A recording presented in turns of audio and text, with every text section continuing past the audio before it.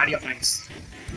जैसा कि last previous video में हमने कोऑर्डिनेट ज्योमेट्री हमने स्टार्ट किया था, जाना था कि कोऑर्डिनेट ज्योमेट्री क्या होता है, किस प्रकार से कोऑर्डिनेट ज्योमेट्री एड्रेसिंग करने के लिए काम में आता है। उसी सीक्वेंस में उसी वीडियो को आगे बढ़ाते हुए मैंने जैसे आपसे प्रॉमिस किया था कि अपन क्वाड्रेंट्स के बारे में जानेंगे और आपके सामने मैं फिर हाजिर हूँ क्वाड्रेंट की ढेर सारी जानकारी लेकर के और आपको बता पाऊँ कि एक्चुअली में क्वाड्रेंट होता क्या है। तो आइए जानते हैं डीप में इस वीडियो को कि क्वाड्रेंट और क्वाड्रेंट के रिलेटेड सवाल हमारे कैसे हमारे पेपर में आते हैं और क्वाड्रेंट का क्या कॉन्सेप्ट है यहाँ पे हम समझते हैं। तो यहाँ आपके आगे जो एक शब्द लिखा है क्वाड्रेंट, तो आप बोलेंगे सर क्वाड्रेंट मतलब क्या होता है। जैसे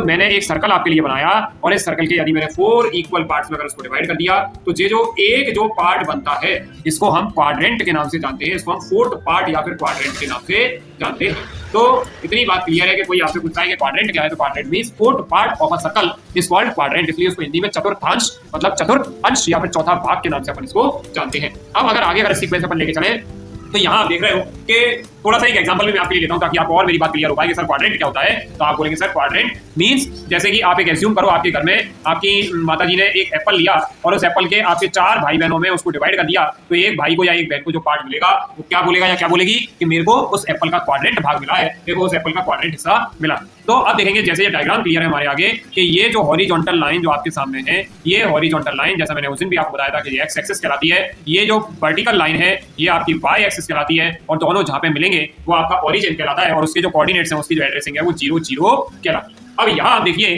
तो यहाँ पे लिखा है क्वाड्रेंट 1, यहाँ आप देखिए कि ये लिखा है क्वाड्रेंट 2, यहाँ आप देखिए कि ये लिखा है क्वाड्रेंट 3 और यहाँ आपके सामने लिखा है क्वाड्रेंट 4। तो इसका मतलब क्या हुआ कि अगर आपसे बोलूं कि सर ये क्वाड्रेंट नंबर 1 लिखा है, ये क्वाड्रेंट नंबर 2 लिखा है, यहाँ देखो यहाँ पे x जो है वो क्या है पॉजिटिव, y क्या है पॉजिटिव, इसलिए बोला जाएगा कि पहले क्वाड्रेंट में कौन से कोऑर्डिनेट्स आएंगे, प्लस प्लस कोऑर्डिनेट्स आएंगे। मतलब दोनों अगर प्लस है मतलब x भी प्लस है y भी प्लस है, तो दोनों को मिला करके हमारा पहले क्वाड्रेंट में मतलब प्लस प्लस आएगा। आइए सेकंड क्वाड्रेंट में देखते हैं, यहाँ पे जो x एक्सिस है ये नेगेटिव है और x एक्सिस अगर नेगेटिव है y एक्सिस अगर पॉजिटिव है तो सेकंड क्वाड्रेंट में x नेगेटिव चला गया लेकिन y पॉजिटिव रहा, तो नेगेटिव और पॉजिटिव आपको क्या कहलाएगा, क्वाड्रेंट नंबर 2 कहलाएगा। फिर उसके बाद में आपका क्वाड्रेंट, ये आपका थर्ड क्वाड्रेंट है, यहाँ पे आप बोलोगे कि सर x भी नेगेटिव में चला गया और y डाउन में चला गया, मतलब आपका x भी नेगेटिव है और y भी नेगेटिव है। फोर्थ क्वाड्रेंट की अगर कोई आपसे बात करता है तो आप बोलोगे कि सर यहाँ पे आपका x तो पॉजिटिव में है लेकिन y नेगेटिव में आ गया, तो यहाँ पे पॉजिटिव और नेगेटिव यहाँ पे आपका फोर्थ क्वाड्रेंट बने। तो ये क्वाड्रेंट की जानकारी थी, कुछ मैं छोटे छोटे से एग्जांपल आपके आगे लेता हूँ ताकि आपको मेरी बात और अच्छे से क्लियर हो पाए।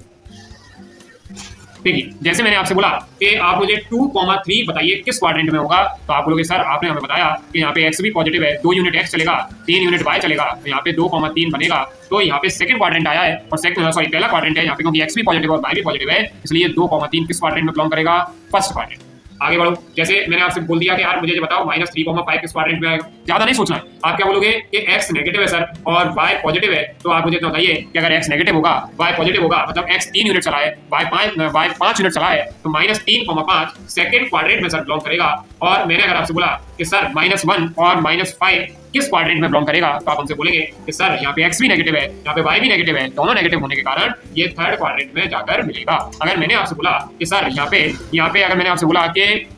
4,-2 किस क्वाड्रेंट में आएगा, तो आप बोलोगे सर x को आपने पॉजिटिव रख दिया और y आपने नेगेटिव रख दिया, इसका तात्पर्य ये फोर्थ क्वाड्रेंट में जाके मिलेगा। तो ये आपको कोऑर्डिनेट्स ज्योमेट्री के अंतर्गत आपको सीखना होता है कि कौन सा किस क्वाड्रेंट